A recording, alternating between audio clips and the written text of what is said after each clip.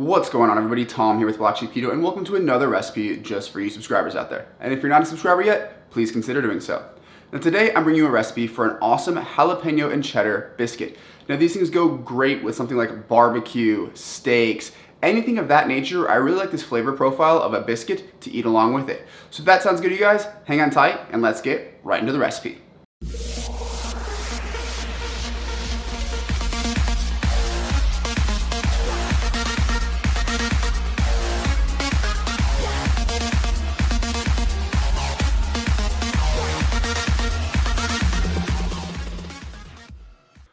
Alright everybody, today we're going to be making our delicious keto cheddar jalapeno biscuits. So let's get right into this.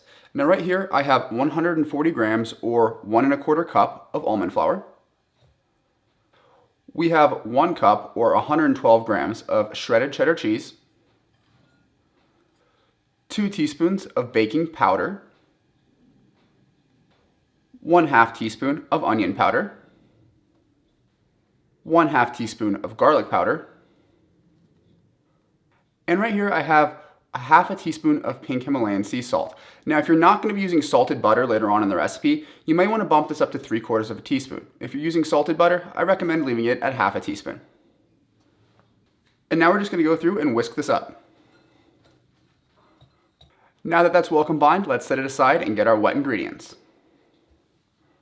So for the wet ingredients, we have 2 whole eggs, 1 jalapeno that is finely diced. Now I went ahead and removed the seeds and the membranes from this so that it wouldn't make the biscuits too spicy, but we'd still get that nice jalapeno flavor. Then we have 2 tablespoons or about 30 grams of sour cream.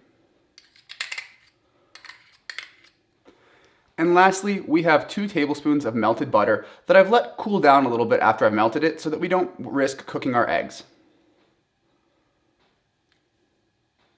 And then we're just going to go ahead and whisk this all together.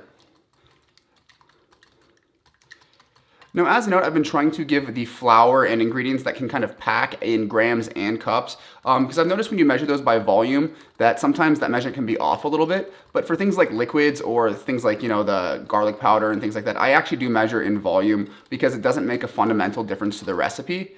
But things like the flours, if you put too much or too little, will drastically affect the recipe.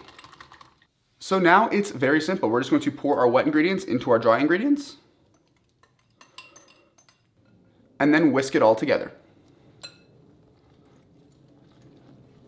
Now we don't want to overmix this, just mix it until all the dry ingredients are nice and wet. And then I'm going to go ahead and get a baking sheet lined with parchment paper, and I'll catch up with you in just a second. Now this recipe is going to make 6 biscuits. So what you can do is either use your hands or 2 spoons to form 6 balls evenly spaced apart on this baking sheet. Now the dough does get a bit sticky, so if you're using the spoon method, just kind of pass it between the spoons, like so, to form a nice little ball. Or of course, you can always just use your hands.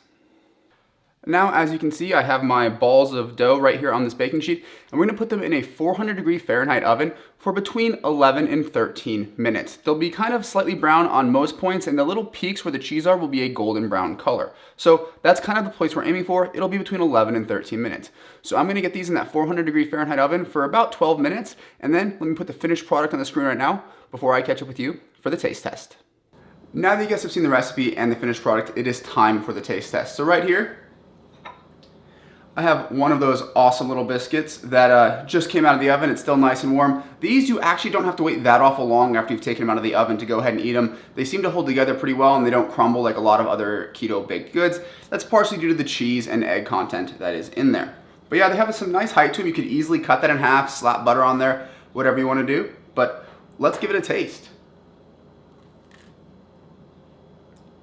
Now this biscuit is probably one of my favorite biscuits that I have ever made. I do have another recipe that I haven't released yet for a keto biscuits and gravy, which uses a different style of biscuit, but it's also very, very good. If you guys are interested in that, let me know down in the comment section. I'll make sure I make that video here soon.